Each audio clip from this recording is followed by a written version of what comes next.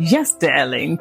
Nsanyukidde ddala nate okukulabako wano ku podcast y'Omumbejja Mtima's Voice. Thank you so much for subscribing.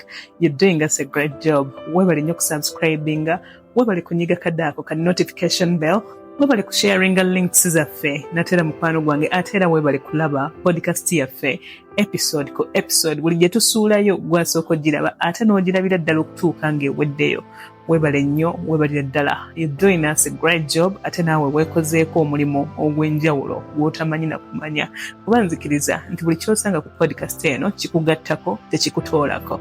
Thank you so much for coming through. Webale nnyo okusharinga podcast link yaffe ate n'ogituusa ne ku bapya be tufunye oba oliawo olunaku olwaleero. Abasharinga links zaffe nga muyita ku WhatsApp status mbeebaza. Abasharinga links zaffe nga muyita ku Facebook mbeebaza. Abasharinga links zaffe nga muyita ku mikutu emirala gye simanyi oba oliawo mutukola bulungi nnyo era nsiimidde ddala. Nyongera okukwaniriza gwe mukwano gwaffe yakatwegattako olunaku lwaleero podcast y'Omumbejja Mtima's Voice. Webale nnyo, webalire ddala kujja, webale nnyo, webalire ddala kutwegattako. Omumbejja Mtima's Voice podcast yeeno emitima n'emyoyo egyamenyeka egyo egijjudde obulumi obw'enjawulo gye giwulirwa. Olunaku lwaleero oyinza okwebuuza nti ate omumbejja w'emitima agenda kwogera ku ki oluvannyuma lw'okwogera ku mugaso gw'obulumi. Yes, the importance of pain gye twayogerako in the past video. Atanalaba episode yaffe ey'okwogera ku mugaso gw'obulumi munnange Dduka Bunnambiro osooka ogirabe eri wansi w'eno ate okome obutereevu olabe n'eno kuba woogenda ng'ozigeberera ziri mu mitendera era nga bw'oziraba gye twasooka okuteekayo okutuuka we tuli olwaleero gye mba ntaddeyo okusooka oyigoberera ginne waayo zijja zeddiŋŋana. Kakati bw'oba tewalaba eri yasooka eri wansi w'eno badde nkusaba sooka ogenda ogirabe ate okomewo obutereevu olabe n'eno endala. Nga buli watunuulira podcast eno n'olaba episodes nga nyambadde olugoye lwe lumu ng'omanyizo ziddiŋŋana, eno bw'evaako eno n'egiddako, eno n'evaako eno n'egiddako. Welcome once again to Omumbejja Mtima's Voice podcast. Healing through voice, truth and soul.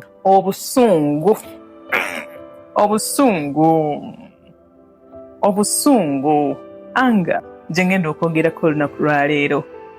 Obusungu ffenna tubuwulira. Abamu tubulaga mu ddoboozi ery'omwanguka omuntu n'aleekaana ng'awulira obusungu bumutuuse we bumutuuse. Abalala ne tubukweka munda mu mitima gyaffe ne tusalawo tusirike busirisi.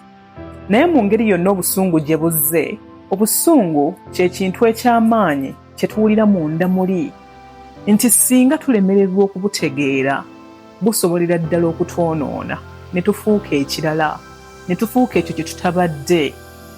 Ate bwe tubufunamu ekyokuyiga mwattu kyo kisobola okutuwonyeza ddala. Ebiseera bingi obusungu si y'ensonga ennyo, wabula ekibuuzo kiri nti obusungu buno bwe njogerako kye ki? What is anger? Obusungu buba bubaka. It's a message. Obubaka obutugamba nti nalumizibwa. Oluusi ne butugamba nti mpulira nkyayiddwa.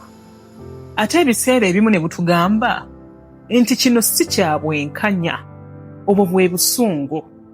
Okubonaabona we kujja gye tuli, oba kuvudde mu kuliibwamu nkwe, oba kuvudde mu kufiirwa, oba mu kulemererwa, obusungu bwe bugoberera. Era singa tetufaayo, twetikka obusungu obwo ng'omuliro oguli mu kifuba ogutwokya ffe okusinga abo abatutaddeko obuzibu. Kambuuze, biro bimeka nga tofuna ku mpeke ya tulo olw'okujjukira obulumi obwakutuusibwako omuntu omweyo? Nnaku mmeka ng'ositudde obuzito bw'ekyo omuntu omulala kye yakukola oba kye yakwogerako? Obuzito obwo obw'obusungu obutawonanga bwe mbuuza. Naye amazima gaagano, obusungu nga tebuwonyezebbwa bukaawa.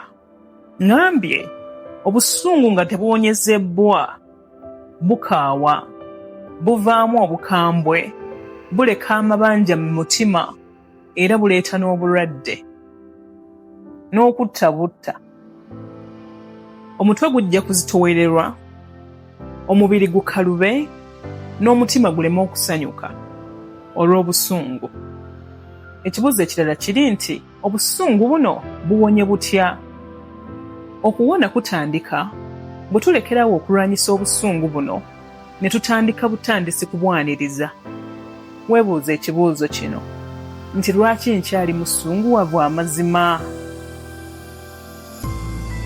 Ayinza okuba traffic jam oyo si yakunyiizizza, eyinza okuba si nsobi ntono eyo omuntu gye yakola, wabula ng'obusungu obwo buva ku kiwundu ekyo ekinene okukamala kye twafuna mu butwo bwaffe, kye twafuna oluvannyuma lw'okuliibwamu olukwe oba ekirooto kye twalina ekyatufaako. Bwe tutuuma ekiwundu kye tulina munda mu ffe erinnya, tuyinza okukijjanjaba, naye ate bwe tukiwakanya kibanga kye tusudde mu ttaka nga kiramu era nga kirinda kaseera kiveeyo mu busungu bwaffe. Okuwona nakwo mwattu kwetaaga okwagala eri ffe ne bantu bannaffe abalala abatwetoolodde. Oluusi tugenda ne twekaluubiriza obulamu, ne twenenya olw'okubonaabona kwaffe, naye nsaba tujjukire nti tuli bantu, tetuli bannaffe okuwulira obulumi bwe tuwulira. Tuli b'amaanyi era tusobolera ddala okuba bakaawonawo. Ate okusonyiwa si lwakuba oyo yatukola obubi akyetaaga, naye olw'okuba ffe twetaaga emirembe.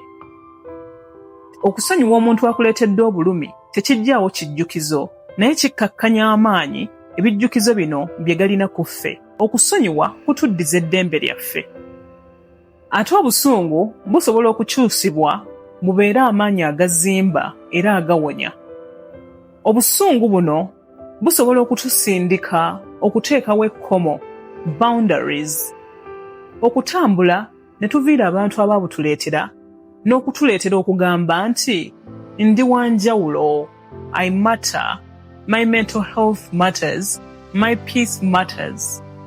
Mukwano gwange, okuwona omutima n'omwoyo ebyamenyeka n'okubijjanjaba kyetaaga obudde. It requires time and some good time. Weegendereze, yogera n'ebiwundu byo by'olina munda mu ggwe, weegatte n'abantu abakuzimba so si abo abakwonoona. Ate jjukira kino, si ggwe busungu bwo, si ggwe bubi bw'oyitamu, si ggwe bulumi bwo. Oli wanjawulo. Mu ggwe mulimu omutima ogusobola okwagala nate, mulimu omutima ogusobola okwesonyiwa nate era n'okusuubira nate. Kale leero wano ku Omumbejja Mtima's Voice Podcast weeyanjule mu bulamu obujja ng'olondawo okuwona. Leka obusungu bukuyigirize naye tobulinda kufuga. Bukkirize bukuba oluguudo olukutwala mu mirembe, amaanyi g'omutima n'eddembe ery'obwongo. Healing through voice, truth and soul. Omumbejja Mtima's Voice Podcast.